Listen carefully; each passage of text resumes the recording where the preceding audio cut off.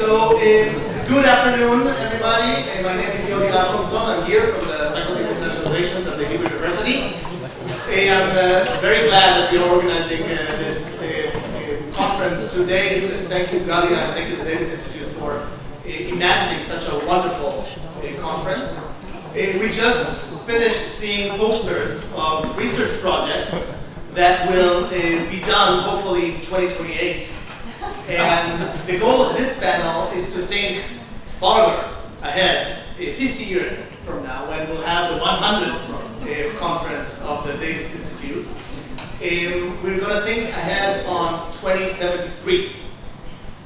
What does the international mean in 2073? What orders this international? I will be 90 years old then, so maybe sort of in a different space. So during the first day of the conference, basically yesterday, we talked about the main components of an international order, structure, patterns of relationship, etc. Then we talked specifically about what does it mean to have a liberal international order, multilateralism, political liberalism, economic liberalism, open, universal, hierarchical, etc. Then we examined the challenges for this order from different perspectives, and we also paid attention to how does LEO, the liberal international order, looks like from outside of the so-called West, America, Russia, China, etc., and specifically also about Israel and its unique relationship with the liberal international order. So we have here many panelists, and I'm happy to be one of the last panels because then I don't need to introduce all of them because you all know them and they're rich in biography. And what we asked them to reflect on is how does the international look like in 2073? Will we, as humanity, colonize space as part of an intergalactical liberal order? Facing the severe planetary, environmental, technological changes we've just heard about today, does the state-centric, militaristic, masculine, and capitalist-driven order strive? Does the unique expertise required to govern and to manage the technological challenges and the environmental one, does this expertise mean that multilateralism is not effective anymore? Will the new order, whatever it will be, just reinforce racial and gender lines? So many questions, and you have all the answers. And we promised in the email preparing for this panel that we will not hold you accountable 50 years from now whether your answers are correct or not. We'll have 2 rounds of comments. The sort of first, we'll ask you to give us a sort of snapshot of what you think the international system, whatever it means, will look like in 2073. Main actors, divisions of power, how does power look like in that time? What are the primary or dividing or unifying issues in 2073? Then in the second round, we'll ask you a little bit about the order or the ordering processes that takes place at that time. Would the liberal order will be a thing of the past? Will be stronger, reformed? What would be the institutional channels of collective political action in 2073? What would be the legitimizing principle for the use of violence? Human rights, nationalism, or something completely different?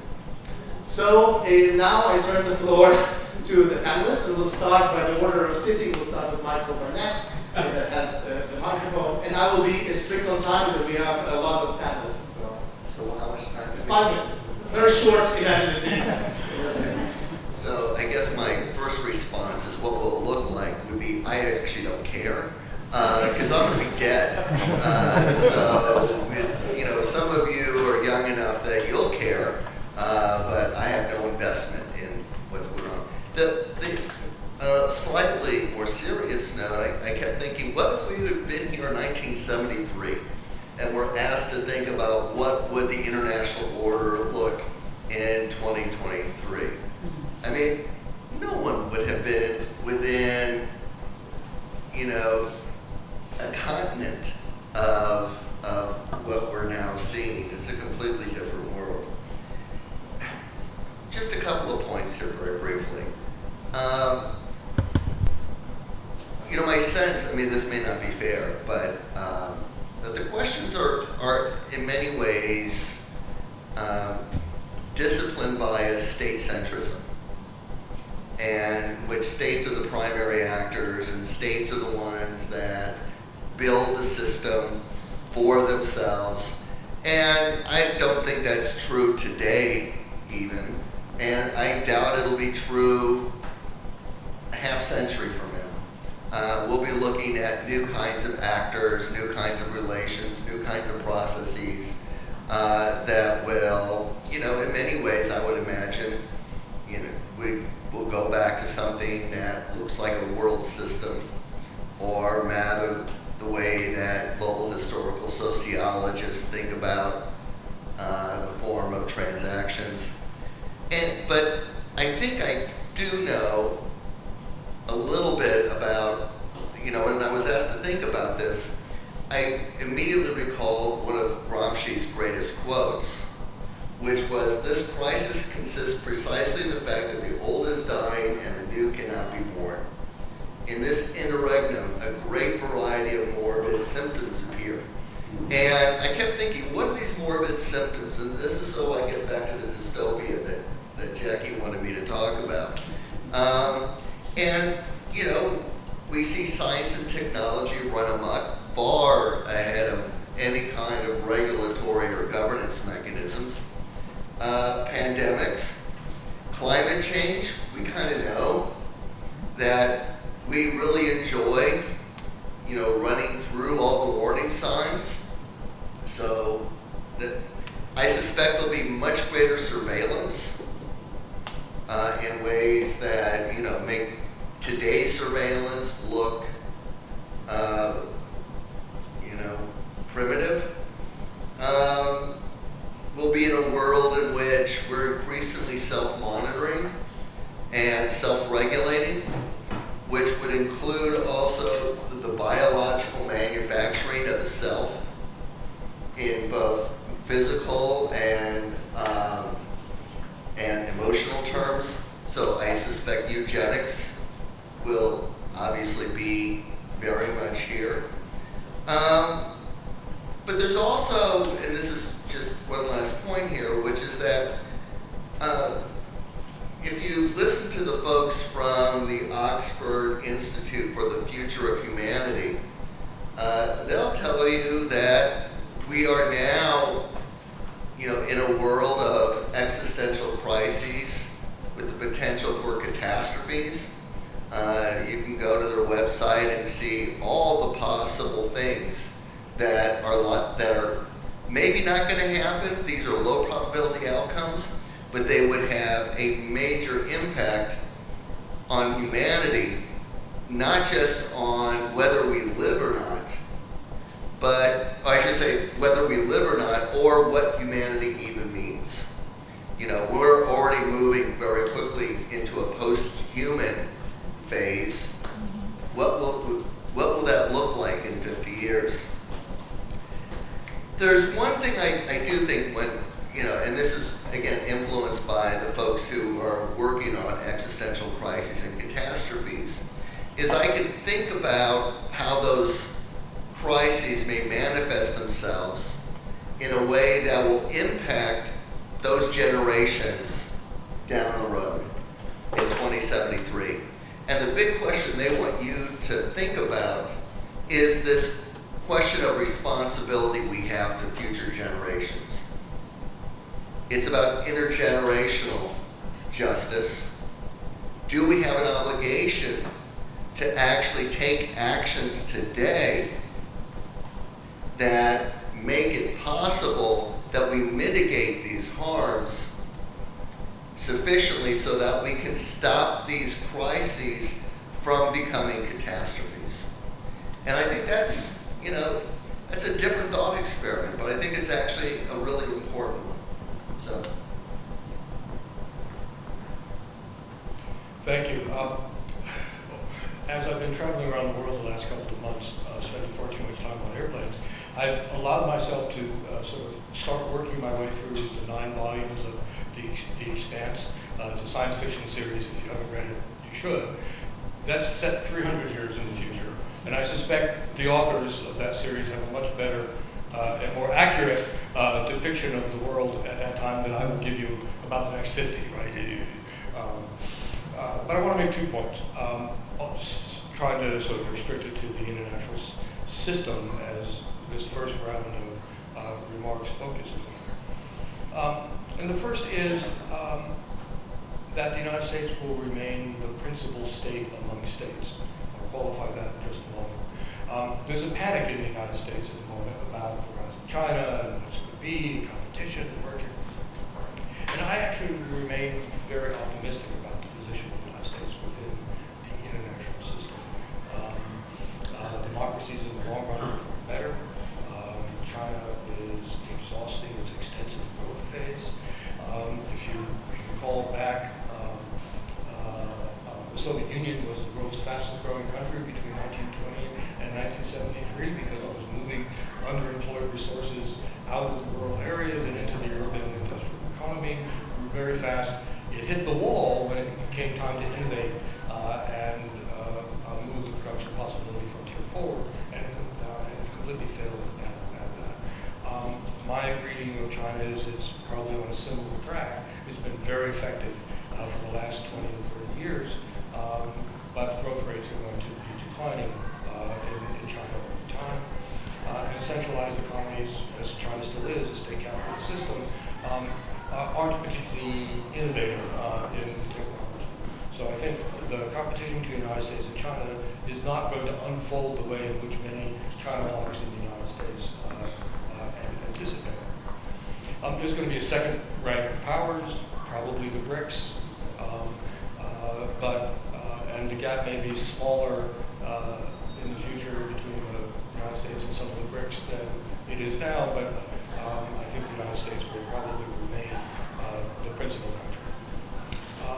That said, the international system is going to become much more heterogeneous, with a greater variety of actors playing a more important role in setting rules and governance. In the second round, I'll talk a little bit more about this, but governance is going to be very problematic in the decade or two ahead. That's going to leave a gap where actors who are interested in setting rules, to standardize regulation, to keep markets open, will emerge and fill the roles that are now had been filled by states and at the margins, IOs in the post-war or the liberal international order. So as these governance gaps arise, we're going to have a lot more private actors arising within a sort of governance ecology, if you will, filling niches that are serviceable for the interested parties. That's going to create a very biased set of rules, mind you. This isn't going to be an equal system, I'll talk a little bit more about that, but we're going to have a much more heterogeneous range of actors who are playing important roles in the future. Yeah, thanks. So, yeah, very difficult to project even 5 months into the future at the moment, given all the shifts and disruptions. But I'll pick up on this. Actually, I'll engage with David a bit. I agree the United States will still be a consequential power. Will it be the primary actor? I don't know. It will certainly be a very important actor, but the United States will no longer be hegemonic. I mean, I consider that we're almost there right now, right? And so I think it's worth thinking about what kind of sphere of influence, kind of ordering ecology it's part of, and I'll save the prediction for sort of the second half, but I don't think that it's possible for it even to maintain hemispheric leadership given growing internal divisions, right? I actually think that over the next decade or two, the mounting, it's not just polarization, it's differences about the nature of what the American nation is, what the West is, what foreign policy should be, that all of these things are going to start playing out in an increasingly differentially governed space within the United States too, right? And so we've papered over a lot of things through foreign policy, right? Foreign policy has been a great unifier. now I think foreign policy is going to start projecting these kinds of different values and so forth. But we'll see. The other point I'll make, I also would agree with sort of previous analysis about sort of the nature of the commons and private actors. I'll throw something out just to be provocative. I think individuals are going to be really important actors going forward in international affairs. And just like a few trends to keep in mind. One is the accelerating accumulation of wealth that we have from billionaires, right? We're talking now not just tens, but sort of hundreds of billions. Most of them are still in the United States, but not all of them. But we see more and more people moving up that billionaires index. Second, they are becoming increasingly functionally differentiated. So regardless where they made their wealth, they're now dabbling in other things, right? So you made leading electric cars, now you take over a social media platform, you express your political interest. You actually have a lot of power and sway, right? Even if you're treating some of these things as a hobby. Third, the expanding market for state sovereignty and residence and citizenship will give them options should they fall out of favor with state governments, right? And I think this is one of the stories of the last 10 years, the increased mobility of those who can afford it. This is a trend that states will keep just because it's too lucrative not to do it. And this will allow loopholes to sort of hedge around.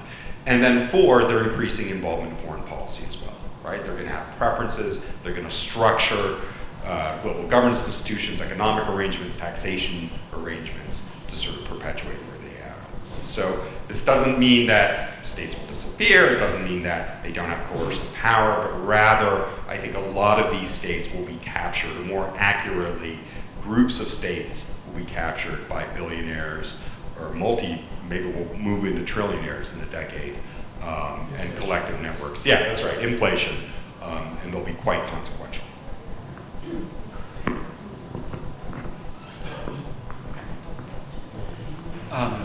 So I presented a kind of Confucian picture yesterday. It's kind of based on some kind of sense of compassion, morality. But I guess deep down, I'm very sympathetic to Hobbes' claim that a covenant without sword is just words. So I think today still is the great power, the states, powerful states that have powers. And I don't think there is kind of global governance that can do too much. And I think one thing I observed is that it's just my very unscientific observation. It seems that the field of international law is very popular in Europe, not so popular in the U.S. because why do we need international laws? We have the military, right? And so in that sense, I think that if that's the case, are we going to end up with this kind of a Hobbesian Leviathan on the international scale? So to me, the only hope is to tame the great powers, to make the great powers a little bit more responsible for the fate of humanity. So the kind of proposal I'm making, I think in reality I was hoping that maybe China and the U.S. could work together to solve climate change and everything. But the past 5-7 years, we're on a totally opposite trajectory. So I'm pretty pessimistic about that. But to think about 50 years from now, right? It's still very relevant to me. I'm only 103 years old, so I'm still young. So I guess a big issue is, actually something we talk about in the morning, climate change. If we don't solve the problem, actually, the lack of water problem in Israel will be solved, but we're all underwater, so there will be too much water everywhere. So I think yesterday, I forgot his name, he mentioned the ideal performance-based kind of justification of democracy. But to me, actually, climate change is a perfect storm for democracy because I think democracy is at best dealing with immediate, present, long-standing problem. And climate change is about, the emitters tend to be the many. Those who suffer from CO2 emissions for now tend to be few, right? And so on the intentional scale, only a few states suffer from it. Many states are kind of benefiting from that, right? So it's very hard to solve on an intended scale. Domestically, the same issue, right? Especially in the U.S., those who suffer tend to be some Californians who suffer from the wildfire and people on the coast in Florida. I mean, even in Florida, they're not the majority. So through the democratic framework, how do they influence the politics of climate change and also future generations, right? They don't have votes, and so hell with them. We can just emit as much as we want because they cannot influence our policies. So in that sense, I think climate change is this perfect storm to the domestic, to democracy within a state, and to the quasi-democratic structure on an intentional scale. So in that sense, I think in order to save the liberal order, we really have to do something about the democratic part. We need to sever them conceptually, and maybe we should realize that democracy. We don't want to get rid of democracy. Authoritarians, if they are in their right mind, they will do the right thing very effectively. But what if they are in their wrong mind, right? And so there should be some kind of a democratic participation with some responsible elites, both within the country and on the international scale, to get more involved. I guess that's my hope. If we can do it, maybe 50 years from now we can still be about the water, some kind of water, maybe even a liberal order internationally. All right. So that's a fun exercise, especially like the idea that we're not going to be held accountable for our predictions, which are most likely to be wrong. So one question was about the main actors, right? And I guess I think in 50 years, nation states will remain important, I would expect, but we would like to make the provocative claim that international organizations are going to be important as well. But before that, I do see perhaps like Alex more from multipolar world rather than a bipolar world or unipolar world. I think David is right that the United States is going to be still probably the most powerful states in 50 years. But I see other powers emerging: China, Germany, the European Union, and India. And but here I think I would make the bold prediction perhaps that for the second half of this 21st century, India is going to be the wild card. I would expect that China's power will probably peak in maybe 50 years, or not 50, 30 years or so. No offense. I was thinking about now. But I think India is actually interesting to follow because it's in terms of demographics and political power and other things. I think it will be more powerful than perhaps many people expect. I would expect Russia to continue decline after the Ukraine debacle. And so, yeah, interesting to see what happens. In terms of issues, I do think that I think it's fair to expect interstate and maybe even more so intrastate conflicts to continue, but obviously, as other people have mentioned, more global challenges are going to be especially significant. Environments, technology, we can bring AI, health, pandemics, and so on. And when you think about these kind of challenges, I think it means that other actors, United States, will be very important. You already mentioned private actors, but again, I think international organizations have an important role to play in international politics. And to some extent, that is kind of building on a paper I'm working on with student Barnadel here. And we looked at the links between economic crisis and international organizations' durability. And we find that more crises actually lead to more durability. And that's interesting to me in the sense that it seems that when countries actually experience crisis, economic or otherwise, the relevance and the usefulness of international organizations is becoming clearer, and states actually invest them even more. Perhaps in the short run, they tend to be under pressure, but in the long run, I think states understand the benefits of international organizations, even those controlled by Western power. And it's true, it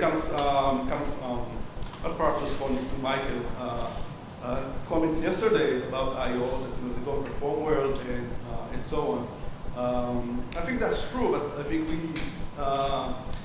too often take for granted all the good things that IOs provide and focus on the negatives. And I'd like to, focus on the positive, and I think this will be true in 50 years as well. Great. Well, I'm going to say something a little different from everyone, but I'm happy to note that, Michael, I think I might have mentioned that Gramsci quote, and I think that's very apt. I think that the question is the future international system. What will it look like in 50 years? Yeah, you can hear. I think nation states will be still there, but they will be increasingly ineffective in addressing global problems. The most effective actors that even states will need to turn to, as well as international organizations, will be civil society networks who have proven to be effective in their response and in their solutions to global problems like climate change. And some of those civil society networks will no doubt be funded and supported by individuals, maybe philanthropists, but I think we have all of these answers to these questions are of course normative, not simply based on our empirical research. It's also what we want to see in the world, because of course we are also agents in the world and involved in the communities of practice that Emmanuel Adler has spoken about, and so therefore our prediction will shape our action and how we see power. And so whether a great power is not there or not is really not the question. The question is, what will be the powerful actors? Which will be the actors which will be most efficacious and which people have a sense of belonging and identity and meaning and where those actors respond to their material challenges in their lives. So I think that my prediction is based on what I already see in the world now, today. In spite of the crises and the challenges, I would see the incredible, spontaneous, organic power of people to connect across communities, to respond to crises like the Ukrainian war. What an incredible response of people in that region to do what they call kinning, bring people, displaced Ukrainians, into their own families, provide them with, their basic needs in such a crisis. Or those who responded to the evacuation from Afghanistan in many countries far exceeded the response we one expect a state to have led, and who have advocated for, temporary immigration, other types of policies to respond to that humanitarian and political crisis. And then when we look at climate change, we see some of the major actors in responding to that be the youth movements in the very tiny Pacific Island countries, taking the key legal cases to court there and really bringing the world's attention to the problem. I mean, the Greta Thunbergs of the world who decide to go on a school strike one Friday about 3 or 4 years ago and mobilize a movement. We're going to see much more of this. And we are going to see people also shifting their loyalties and a shift in power, so that states that want to retain their power will do well to support and harness the potential in their civil societies.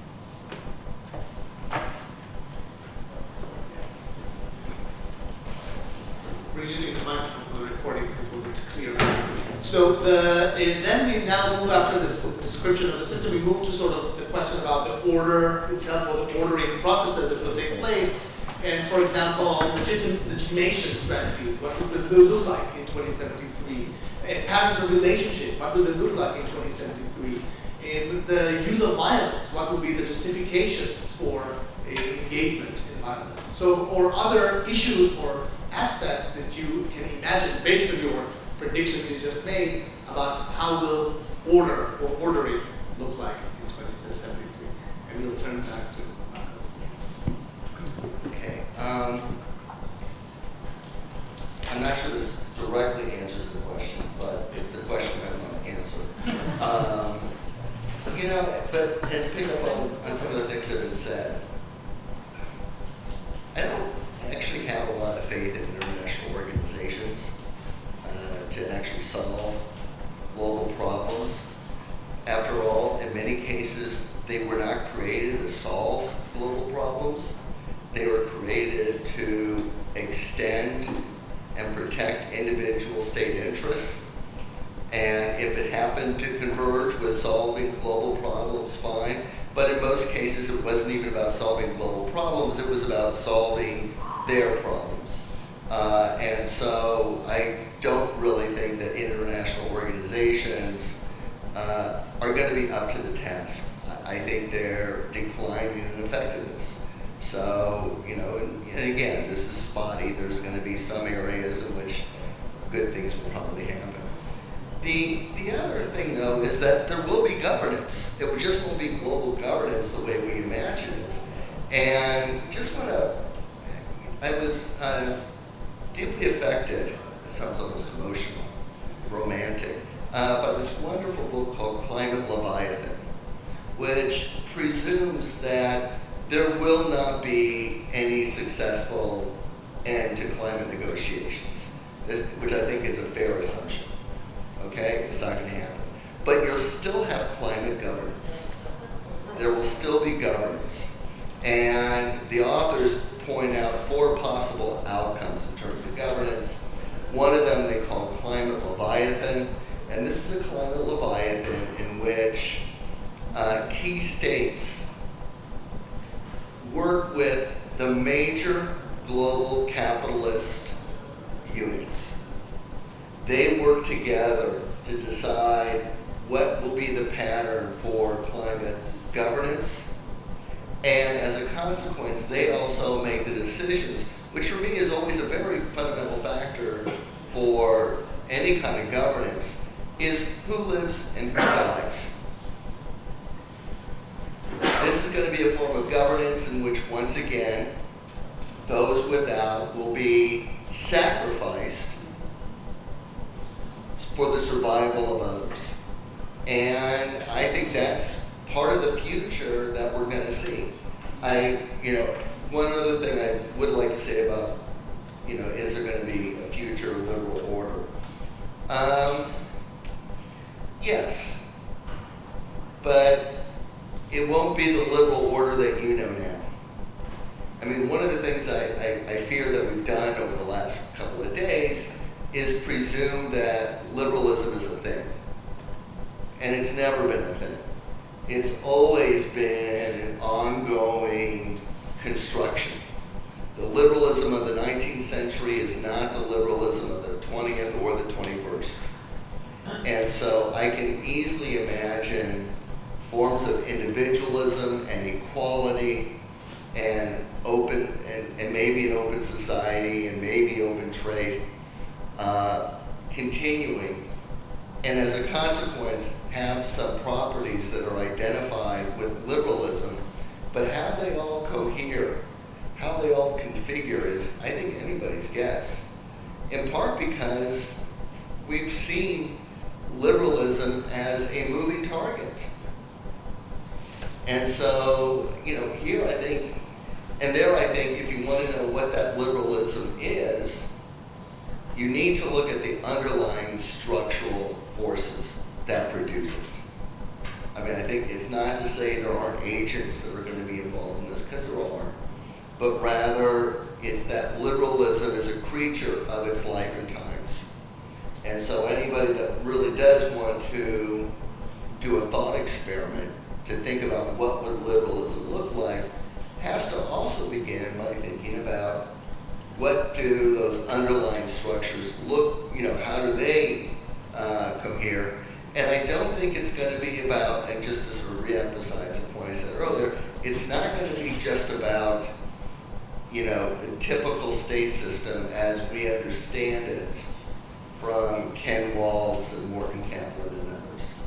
I think it's going to be a different structure. It's not going to be the international structure, anarchy, that's going to tell us what that liberalism looks like. We are, as I argued yesterday, in a period of deep contestation. For me, that means that not only are the rules of the liberal international order under debate, being challenged, but the rules about the rules are being challenged, right? The underlying, what Alex calls the architecture of the liberal international order are up for debate.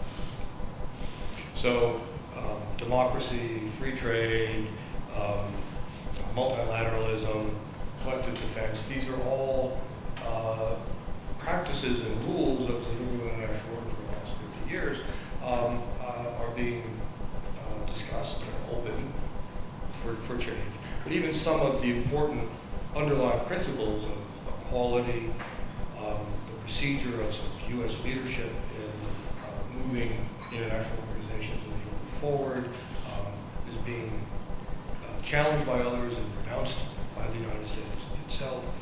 And even most fundamentally, sort of Enlightenment reasoning as a form of discourse and adjudication is being challenged by what Emmanuel has called post-truth. So the entire system is up for debate. During these periods, it's very hard to know what's going to come out of that, right? So trying to look 50 years down the road is, in terms of the order, I think is sort of a fool's errand, but I'll say a few words about it anyway, just to show how foolish I can be. It could be something quite different than what we're imagining now, right? And I think we have to open that possibility. But I guess there are sort of four primary options that are on the table. Whether those still be options in 50 years, I don't know, right? But there's a reversion to Westphalia, which is certainly the position that China has been taking in international forums, which is sort of the re-emphasis of state sovereignty, the principles of self-determination, non-intervention.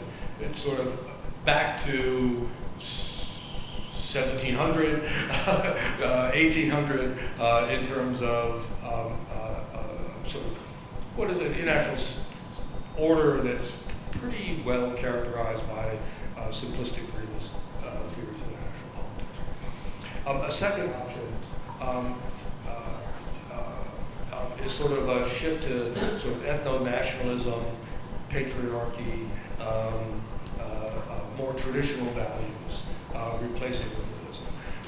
Think of here of the position sort of largely taken by Russia, which has come up several times, of sort of a reversion back to some imagined past there.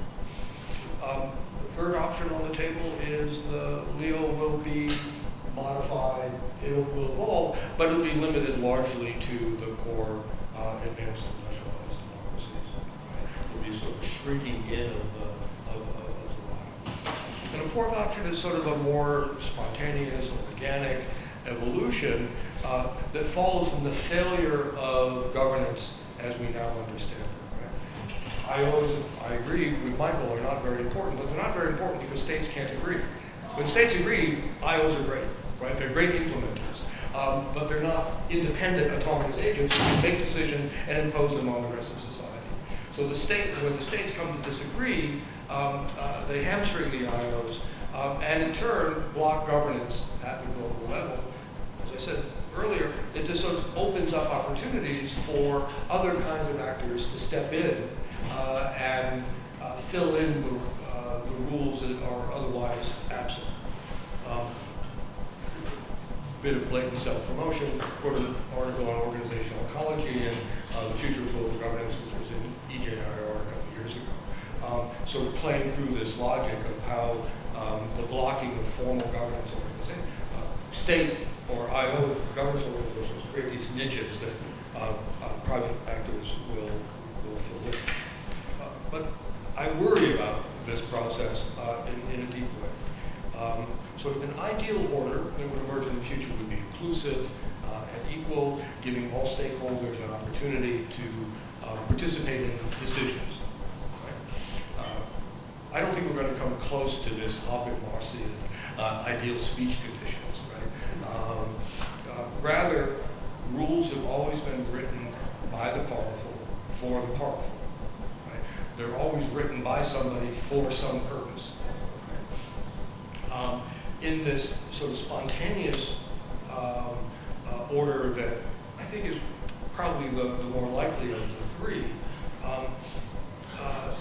it's the beneficiaries of the rules who will get to write the rules. Those who have concentrated interest in seeing their interest promoted by rules that will expend the most effort and be most successful. As I look out at the international system now, this is the role of private business. Who are very interested in standardizing regulations, keeping trade open, and moving in what we would typically call a neoliberal direction. As much as I would love Jackie's world, in which civil society and civil groups representing a more diverse range of opinions are able to participate in this process, but they typically suffer from collective action problems and have difficulty competing against concentrated interests here. So as this spontaneous order emerges, the threat is that it becomes dominated by private corporations who have a particular vision of what a world order looks like, which is this neoliberal future. Thanks. No, lots to engage with there. I completely agree that we are going to have order contestation, and I think the contestation of order is, something that has actually been more apparent historically through orders than any single order, right? So in the absence of a global hegemon, which I don't think we're going to have over the next 50 years, it's contestation, and it's contestation all the way down. Right? I think this is something I predict, that not just at the interstate level, not just at the global level, at the regional level, at the local level, right? And different levels start to find political allies, patrons, backers, interlocutors, spokespersons, right? That they can go up and down the nation state chain, but they can go across. I think a less optimistic version of sort of David's prediction, I think well, no, on the liberal order, yeah. Because I mean, I think Dan and I have the core liberal order, but maybe it's not the nation state's a liberal order. Maybe it's cities, right? Forging ties with one another, right? Allowing mutual visitation rights, residency permits, work permits, and so forth, right? Maybe they're carve-outs within the liberal core, or maybe the liberal core can engage in carve-outs in other places, right, that share some of those business ties and values and so forth. So I think contestation all the way down across multi-levels. Two, I think the sort of counter norms to liberalism are going to be variants on what we've seen, right? So David mentioned traditional values, a variation of that, a variation of security or anti or counter-terrorism in opposition, right, to rights. That's always going to be around, and that will manifest itself in different ways. Civilizationalism or civilizational diversity will be another one. Ethno-nationalism. I don't know, maybe we'll add terrestrialism, right? We believe in our planet if we sort of face, other beings. I don't know. But I think the substance of non-liberal norms, they don't have to be universal, right? They can actually be sort of quite eclectic that have resonance. Third, I think an inherent weakness of liberalism, political liberalism as organizing principle is, I'm pessimistic about, I think is just going to keep getting more and more exploited, is this problem that we have now in the heterogeneity and expansion of liberal values, right? And by this, I mean that the more kinds of bundles of rights and universal causes that we add, right, to sort of what we perceive to be important, and I believe in the importance of all of these things, the more opportunities there are for other actors in their political tactics to use wedge tactics, right? To sort of single inconsistency across the liberal spectrum as a way of delegitimizing that actor. Stylistic example, Alexei Navalny, principal opponent of Putin, anti-corruption crusader, made some pretty racist and xenophobic comments against migrants about 15 years ago. This resurfaced while he was in jail. Actually, Amnesty International UK, as a result of these comments resurfacing, took away his prisoner of consciousness status. Then it was revealed this whole thing was a Kremlin disinformation op, so then they reinstated him, right? I think the broader analytical point here being that if we continue to demand consistency along all of these lines, then liberal actors are going to be discredited pretty quick, right? That's just sort of my prediction. And then fourth, I think, within this kind of sphere of, multi-level, governance and sort of engagement, is there room for some sort of pragmatic kinds of coalition making across both functional lines and issue lines and normative lines across these different units? I don't know. That's going to depend on the strength of the nation state.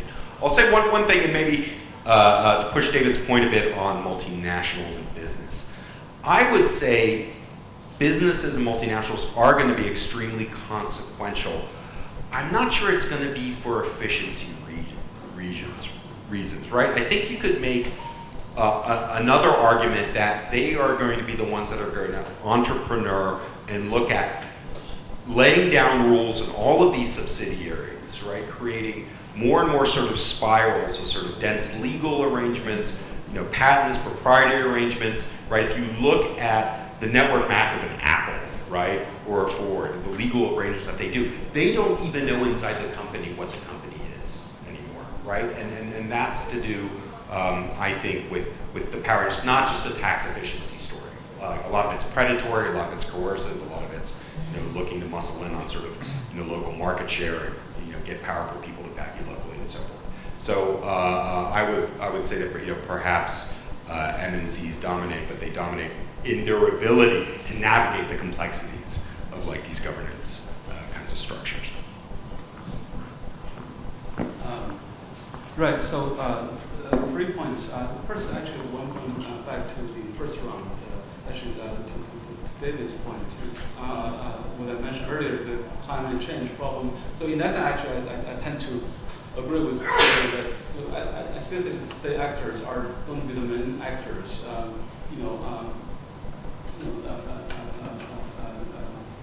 That's you can have a workout on Friday anyway you can, but it doesn't produce anything concrete. So I still think that state actors are going to be able to do the most good with that. And but states are kind of like individuals. We're mostly self-interested, and the Confucian thinker Leonard had this saying that the distinction between us, human beings, and these non-humans is very slight. So the slight difference is compassion. So in that sense, maybe the only hope is to offer something both appeals to the self-interest of the state, but also doing some good. So one thing, I think about climate change. Actually, climate change is very difficult to solve, but if you put a few problems together, maybe we'll have a solution. I think another problem today facing all great powers is population decline, right? Population decline means power decline. China is already experiencing this problem. But if you, first of all, I think all effort to increase population when you're already developed somehow is just hopeless. And secondly, if you increase population successfully, it means more people, more pollution, more emission, right? And then you have another problem, the refugee problem. failed states problem. The Americans spend, I don't know, billions, maybe trillions of dollars in a small country, relatively small country, Afghanistan, no result whatsoever. So if you put all the three problems, climate change, population decline, failed state together, maybe actually to have a solution, maybe instead of propping up a failed state, maybe prosperous ordered countries should open doors to people from failed states, right? You have more people for those countries. More people means more power, right? But at the same time, you don't increase the population. So I'm not sure this solution will work. But I think maybe we should find some sort of self-interested, but somehow good for the humanity kind of solution. Maybe we could have a similar worldly world. The last point I'd like to make is this question about war is mentioned. Right. So people like to use the Ukrainian problem for defense of liberal order. But the funny thing to me that, as I said, I'm studying the Hobbesian figure in the Chinese history, and he was a principal of a weak state among the powerful states. And he said, that basically all the weak states want to do diplomacy, morality, all those things. He said, those things are useless. So only the sole thing is to make your state as strong as possible, but still your weak state is surrounded by powerful powers. But he said, don't worry, as long as you can defend, as long as you make your state strong enough to defend yourself for a few months, then other great powers will come to your rescue, not for you, but for maintaining the balance of power. So if he were alive today, he wouldn't read the Ukraine story as a success of the liberal international order. Rather, it's kind of real politics. But of course, then if you add a little bit morality to it, So I guess maybe the hope is some kind of combination of realism and idealism. Okay, so we've heard for the last day and a half quite a bit about the demise or the imminent demise of the liberal international order and how contested it is.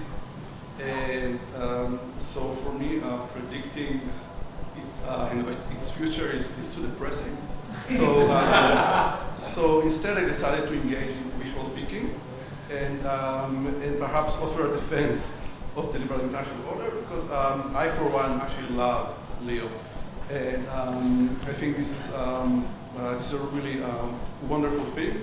And I think most of us will not be here speaking our minds, going from one corner to the other without it. So I like it, as I said. And it's true that it's not too difficult, as many people have done here and elsewhere, to identify the internal contradictions, the hypocrisy, and the many problems with the liberal international order. But I think, again, we have to ask ourselves, what are the alternatives, right? If you think about the alternatives to the liberal international orders, I don't see any candidates that I like better, at least so far. And if we, I think, can boil down the liberal international order to three components, which is democracy, economic openness, and multilateralism. Again, it seems to me that these are principles or components I'd like to keep to the extent possible, even in 2073. So we've heard a lot about democracy, so let me say something about multilateralism more specifically. And by multilateralism, at least to my mind, I think about inclusive forums. They can be free international organizations, but not necessarily. But they usually will include structures that facilitate long-term interactions. And to me, I guess if we think about kind of different alternatives, one that came up, I think, in recent years, we're a lot about the transactional approach, right?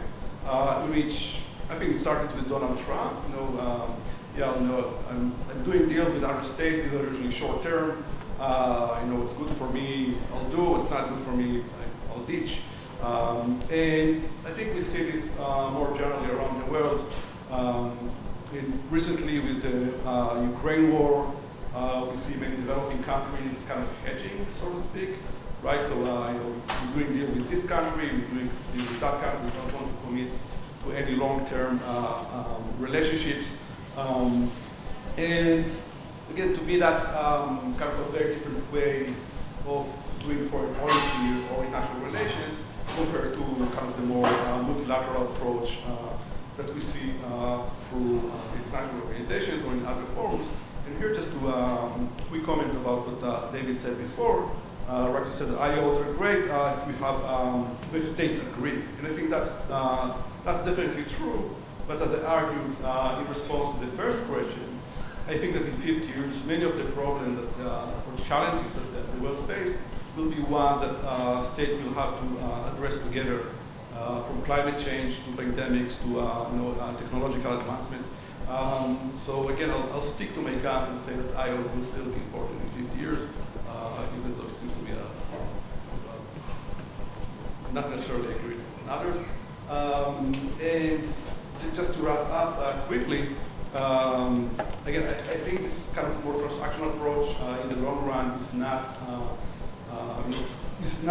going to bring stability that way around. If you think about conflict and war, I think we might go back to a world in which states do it's good for them in the short run, but bad for the entire international community.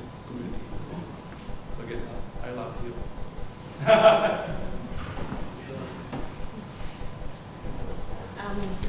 Yeah, I notice it's quite interesting how sometimes when we grapple with this problem of prediction, that we can slip into the normative very easily. And of course that's fine, because, I mean, from my perspective, most of our understanding has a normative basis. But I just thought I'd add two things that I think. I think the liberal international order, or the illiberal international order, is dying, but the new has not been born, and none of us can quite grapple with that. And the new will have some attributes from the liberal system, right? There will be some things that will carry over. And I think that, sometimes when we want to understand change in international relations, we many of you refer to the great powers. We're trying to understand what's happening in those, to understand the system.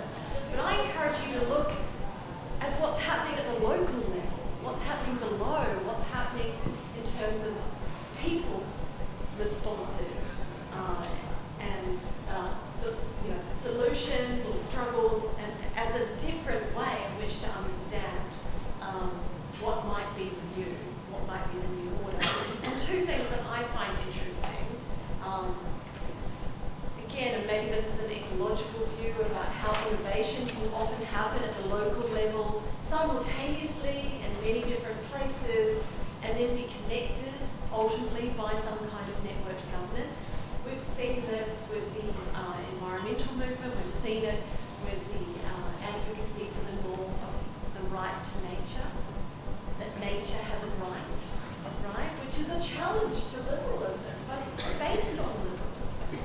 And we see that right to nature being articulated in different continents, in different regions, by different peoples and movements. But we see them connecting over time and joining up their governance and being also inspired by that innovation. And I think that kind of ecological approach or ecological system, someone talked about it yesterday, I think that is also how change can happen. And so I think in that realm, I think it's very important to pay attention to the kinds of innovations that are occurring in local communities responding to the effects of climate change, because they are the most affected, they have the most incentive to respond to the problem and also to hold other actors accountable for the problem. So that is very important. And secondly, I think the other thing, and nobody has spoken about it the last 2 days, but I think it's a huge challenge to liberal international order and to the way we conceive of order, is the indigenous people's perspective on order, because they have a very different understanding and a different value system of order and international order, but they are rising. They are growing in confidence, and within countries around the world, they are connected. They have their own transnational network. And what's important there, and what you see emerging from my part of the world in Australia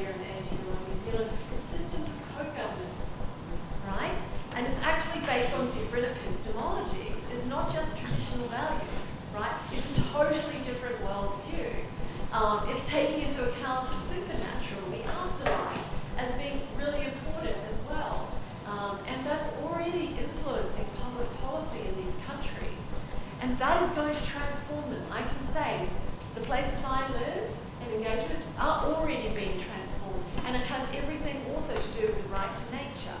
And so whilst that might be contained and none of you might see that in your everyday life, I think that's only going to grow more significant. And I think, therefore, I think what's happening here is this co-governance, this liberal governance, but co-governance with more traditional or non-Western types of governance. And that is actually, I think in 50 years, we will actually see that layering of governance based on different epistemologies and different value systems. But we will understand the points of connection, and the rules will emerge from programs. So incredibly abstract, but just trying to encourage us to think beyond our current ontologies. Okay, so we are done with the we are done with the formal part of this imaginative reflection. And thank you very much for your bold predictions and reflections. And now it's time to turn to us and reflect ourselves and ask questions. So please raise your hand if you have any questions. If not, I also have some. So yeah, or comment on the statement. Yes.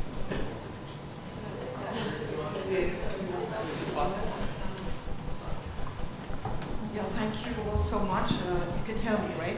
So I just had a thought on how we will increasingly move towards more violence. I am a pessimist here. And I think we have seen different forms of violence normalized in these times. And I think increasingly with more technology, I see also an implosion of nation states when I'm watching different kinds of insurgent movements, people demanding states or people demanding rights. I think many of these social movements, civil society movements, Jackie, have also turned violent. So I'm wondering how that looks to you in your, as you do this crystal gazing. How are we going to manage this monstrosity that we are witnessing, and it's going to get worse?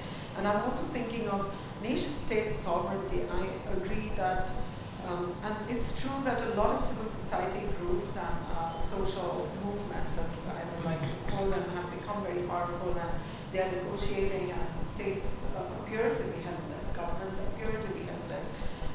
And I'm also thinking that maybe in the future, these states, we didn't have nation states forever, right? What if there were no states? And I know you said, one of you said, right, there will be states. But what I'm thinking is that what if the 29 states in India, for example, implode and each one of them became like a small state? So is that something that you're thinking of, territoriality looking very different? Like the cartography of the world might change, and what impact will it have on social relations, on people to come in contact, the below, or from below, or those two things, violence and implosion. Okay.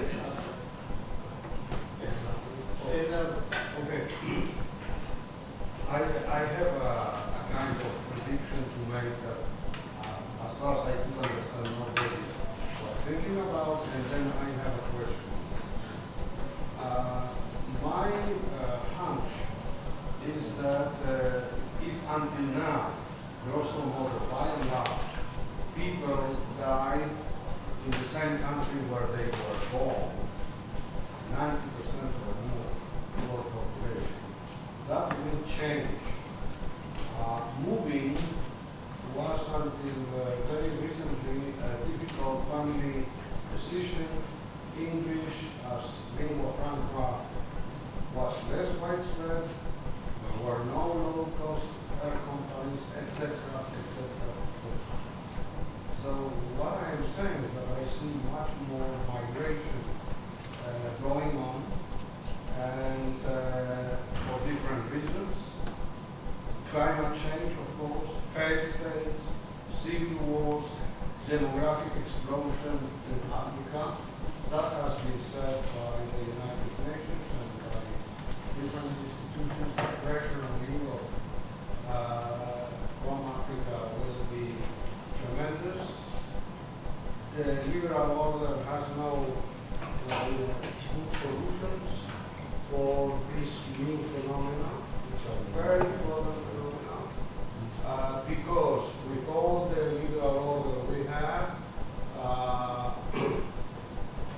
factor movements across borders are not accepted but for capital, but not for labor. This is a very important principle of the Spanish authority what we want.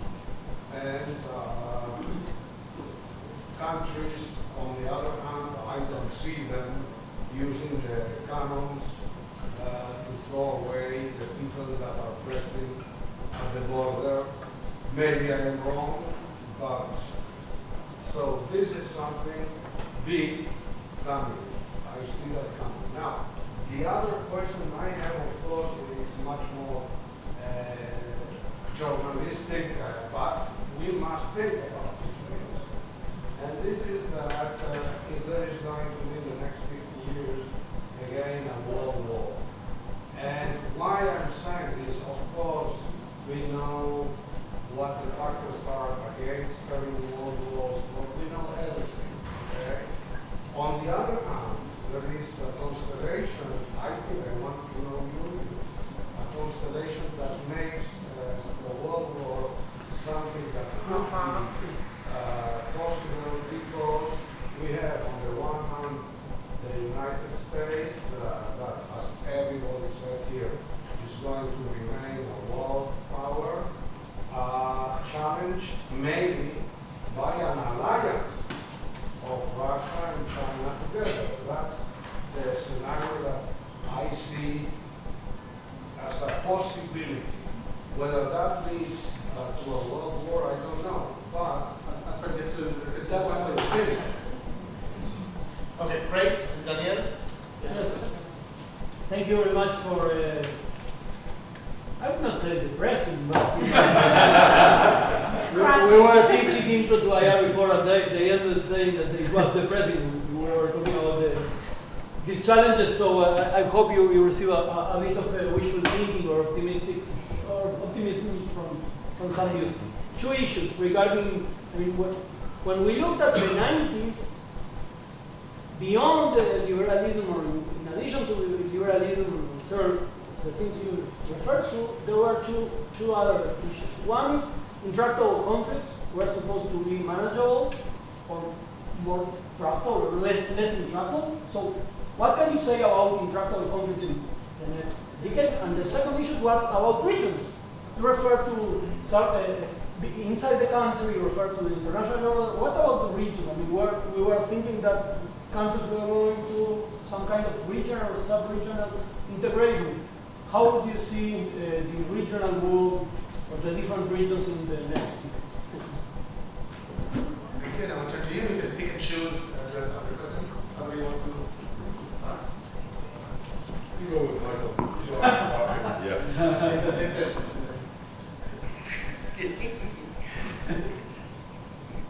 Don't disappoint. Okay. So I will be provocative for a second. I understand Swati in terms of wanting to know about how we contain violence. But I just want to remind everyone that violence has actually been a very important instigator of social change. It has. I didn't say though that I wanted violence managed. I said violence will be there.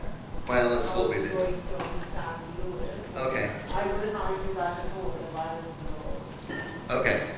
Yeah, and you know, as we know, right, we've got international humanitarian law that has codified, how you wage war, and also under what terms it's acceptable to go to war. So I just wanted to put out there that, given the kinds of scenarios that we're pushing or we're presenting as alternatives, many of them suggest a degree of stalemate or rapid decline that have catastrophic effects on lots of populations, it would not be a surprise to see the kind of wide-scale violence. You know, these are social networks in their own right. I mean, that's a very, I think, clear possibility. And maybe we need to look at decolonization as a, one possible model. And it's not to condone, but it is just to remind us that there are violent means for social change. The other thing I want to pick up from all three is that there's an interesting tension, and it's always been there in the state system, is that you've got forces of integration and forces of fragmentation. And they're working often at cross purposes. And as a consequence, I mean, that's always been a theme for many of us who engage in questions of international order. And, I think there's a very clear move towards territorialism. I think there's a very clear move towards, sort of more restricted notions of community. And yet we also see very clear processes that cut across these that demand, right, that, local is good, but most of the big problems still need to be settled by sort of global action, coordinated, transboundary, which suggests that while we may look local, ultimately, and I think probably we're IR scholars, so we have to agree, that we look globally in many ways. And I think this is just going to continue to be at cross purposes. And, we'll have to see what that looks like. But it will also change sort of what we think of the character of these regions. Emmanuel just, what was the, imagined regional communities. They don't have to be contiguous. They could be non-contiguous. We'll have to see what those look like, what those patterns of interaction, how dense they are, how intense they are, how multi-sided they are. But, I expect that even as we did after the end of the Cold War, if you recall, there was a huge discussion about the nature of regions, as there was this kind of move to rethink what regions were, what were the kind of connections that seemed natural or unnatural. And I suspect that we're going to continue to see much of that going on going forward. Just to amplify 2 points, by the way. As I said yesterday, when you move into these periods of deep contestation, when the rules themselves come up for debate, right? You move out of the sort of domesticated relations, if you will, into a world in which violence is possible. Right? And it is actually still hard for me to think of cases of very deep polarization, contestation that don't end in violence. So that's certainly important. And if we can identify some periods of deep antagonism, divergent opinions that don't end violently, those would be well worth studying to see what lessons we can draw out of them. On regions, this is probably one of the hardest analytic problems in Iowa, right? And one that's often misunderstood, right? There's this idea of, there's an international system or an international order, and that we're just going to transfer it and sort of think about the region as a self-contained unit. Well, as hard as it is to think about the global system and global order, it's a closed system, right? All the parts are there. When you're talking about a regional system, it's actually an open, a regional order, it's an open system, right? That's embedded into a global system. And if the global, so liberal international order or whatever how you want to describe that changes, it changes the context for the regional system as well. So it's deeply embedded in there. And makes it very hard to think about the region independent of the global ordering system as well. And so I don't think we understand regional systems very well, despite the fact that people are talking about them for 30 plus years. Yeah, ditto. Just a couple of comments. It seems to me that if I had to predict, climate refugees are going to interact and undermine political liberalism. And this is going to be the political challenge of the next decades coming up. If it's at the scale and intensity that we believe it's going to be, then that sets into motion all sorts of demands from receivers of climate refugees about possibly creating special status of citizenship, residence, of sort of where to locate them. I mean, Ivan Krashev's book, The End of Europe, basically has a pretty dire prognosis, which some of it did not come true, but the greatest existential threat to Europe came from the migration crisis, right? And it sets into motion all of these dynamics. And so you can imagine how that's played out when the receiving countries are members, the core members of the LIO. Regions is a super interesting topic. I think this is one of those areas where the peak LIO of the late 1990s and 2000s coincided with, I think, some assumptions we made about regions and the sequence of regionalism that we took to be possibly global or universal, but it hasn't turned out that way, right? One was the assumption that first you do trade, then you sort of expand into other sort of economic kind of functions, investment, mobility, and then the politics comes after that, and then the security comes after that, right? And because this is what we saw in places like, the EU, sort of, in 1990s we're talking about NAFTA. As it turns out, a lot of regionalism is based on regime stability promotion, right? It's based on creating common surveillance regimes, common lists of your pet extremists and dissidents to keep out of the region, on informal cooperation among security services, customs officials, right, and border guards. That in fact, no, actually a lot of regionalism is premised on versus security, and actually some of the economic integration that we assume is more natural is very difficult to do, especially if you have patronage interests that retain monopolies in areas like, say, like telecoms or energy, real rent accumulating sectors that these regimes don't want liberalized, but they're perfectly fine with, increasing their sphere of being able to sort of tag, who's a regime threat, right? So I think how regionalism plays out, we should leave this as an open question, I think, and really engage in the empirics of what the sequence is in some of these different parts of the world.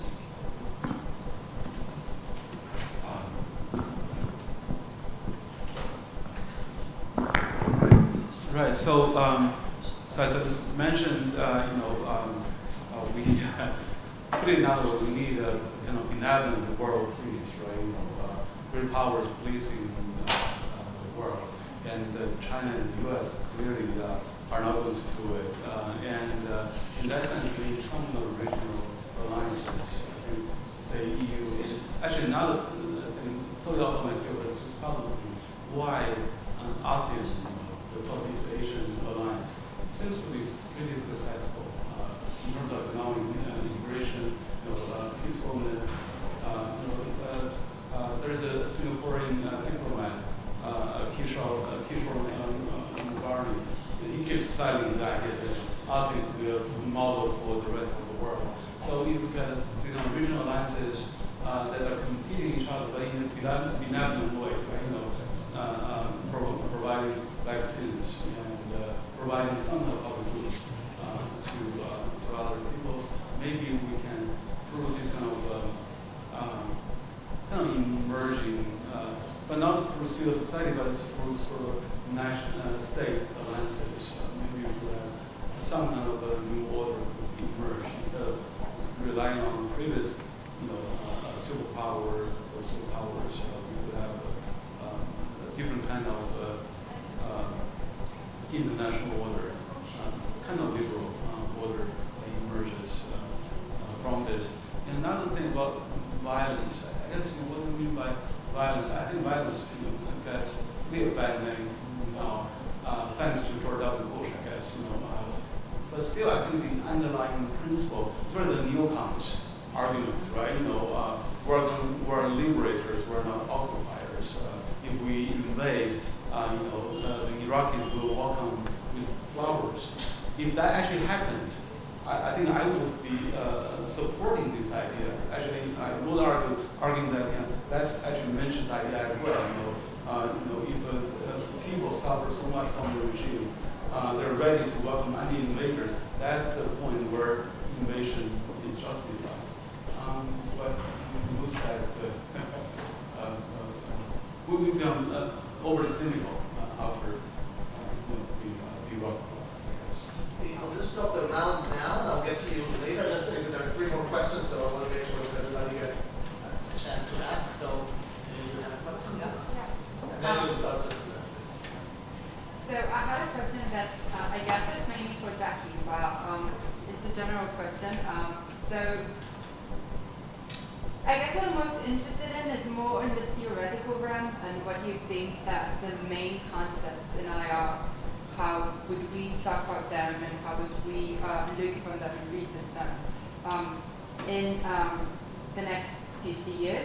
And what I'm interested in specific in relation to what Jackie talked about even in the previous panel is when we talk about feminism in IR, there is like this distinction between having women in the decision-making processes and having women shaping how we think about the concept. So I guess that my question is also in the practical realm, do you think that women's participation in the decision-making processes and in international politics, would it change?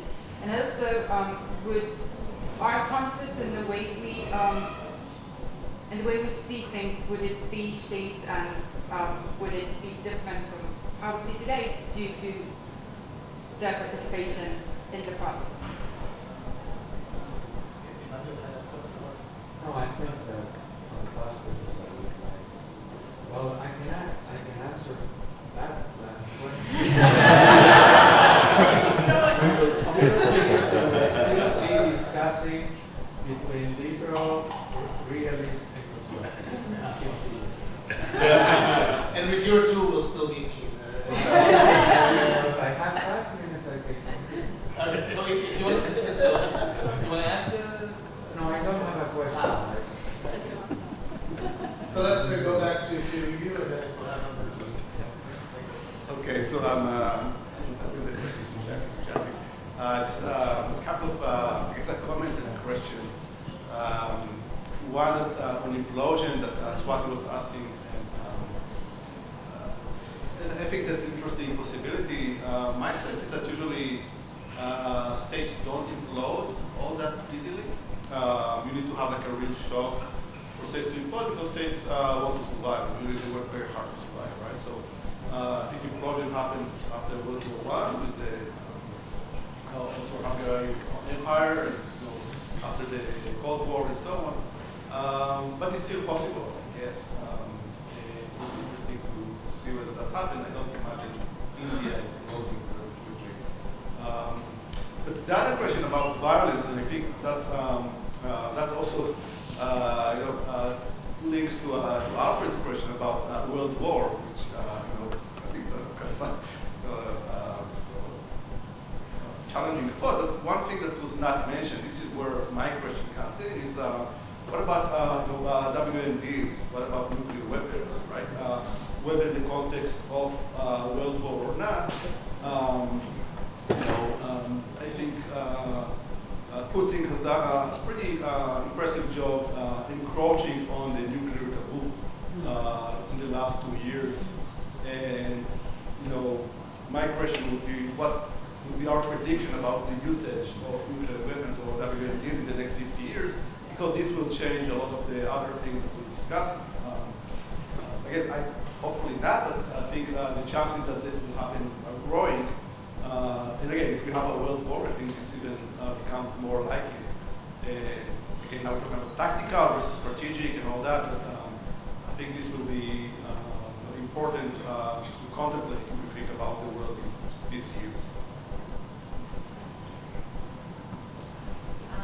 you so much for the question and the interest in international relations theory and to what extent, the increasing presence of women or feminists in decision making, including the field of international relations, can make a difference in how we see the world and how we resolve problems and so on.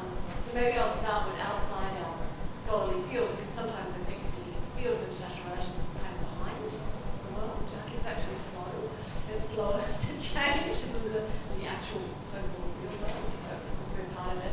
And I think, the COVID pandemic in response to it is very instructive to look at.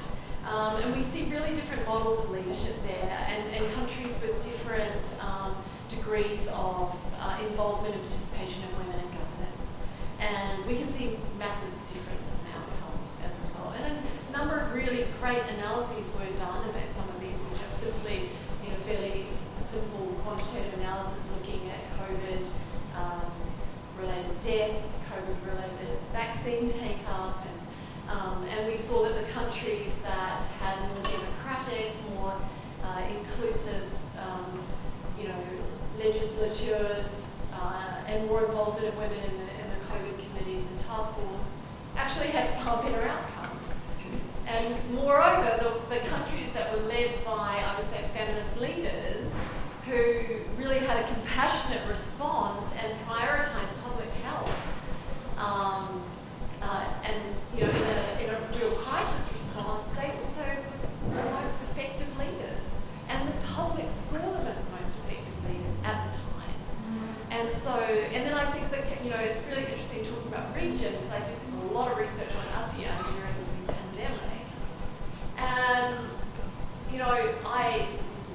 I think ASEAN is both, functional and dysfunctional. It fails to address many of its own problems. Like, it doesn't do that much. It's not that effective. And in the pandemic, what struck me is the quite poor response to the pandemic. And that's because men absolutely dominated all the decision making, despite the expertise being, significantly among women in the health sector. And despite the fact that there have been some countries and some women leaders in Southeast Asia who made these points. So I actually think the regions will not flourish if they don't significantly harness, the potential and the expertise of women in decision-making positions. And that will be, again, like as I said before, and Karen Augustin said, gender is a fault line of global politics, and that will differentiate how we respond, how gender equal countries are, and how the extent to which they include women in decision making will affect how effectively they respond to climate change, to conflict, to inequalities, and so on and so forth. And that is why even countries like Saudi Arabia have begun to liberalise, right? And countries like the United Arab Emirates now has a women in diplomacy index, because I think at some level they get it. And maybe this is some small aspect of liberalism becoming influential there. And in terms of the field, I think, therefore, this is something that feminist scholars of international relations have said for, oh my goodness, it may be at least 30, 35 years. It's not about reinventing, it's not about new concepts, it's really about reinventing and reimagining our existing concepts. And so far on this panel, with most of us talked about power, we're talking about power over who has the most material capability, to get the outcome they want. And what I'm saying is that's not all in power. And soft power is a real thing. And power and influence comes in multiple forms. And, and actually I think some actors understand that and some don't. And the strength of American power is not its military. It's its ideological and cultural power historically, right? So I think, feminists are really talking about power and trying to understand it as much more in terms of empowerment, right? And the empowerment of people and how they can shape outcomes. And security remains crucial. But actually interrogating security for whom? And it's not state security, right? It's much more variegated and definitely highlighting human security, but who's a human and who's not. And then violence, I think, is super important to all of us, but it's a much more, I mean, feminist conceptions of violence are much more wide-ranging than just violence in terms of state-sanctioned violence or the use of violence by states. It's the use of violence by all actors and the normalization of violence in our societies, which actually supports and drives militarization. So, in fact, you know, I just point this, you know, in terms of violence, Swati's point about violence, the world is getting more violent. On that note, I deeply disagree with Steven Pinker. Who was it on the first day? I think David, you were pretty close to Steven Pinker on day one. It is becoming more violent, but we need to understand violence in all of its forms. And you know, the UNODC does an annual sort of homicide index, but they also look at, for example, femicide, and you know, find that one woman is killed every 11 minutes by a person known to her, right? So, that's still a small percentage of the overall homicides, but it's actually intimate violence, part of everyday life. So, and therefore, I think, you know, movements to address that are not great powers, okay? And great powers are actually reinforcing violence and violent solutions, which are not solutions. They just create more problems, and they just mean we have to take another century or two, to resolve conflict. So, thank you for your question. Happy to chat with you after. So our time is up, so I'm sorry, but we'll just say that even from imagining 50 years ahead, we see that international order is not a thing. It's international orders that are multiple, that are constantly co-evolving, either regionally or internationally, and they're always in the process of becoming, and that even the liberal international order is multifaceted, that contains openness and closure, liberal and illiberal aspects. And with that note, please thank our panelists.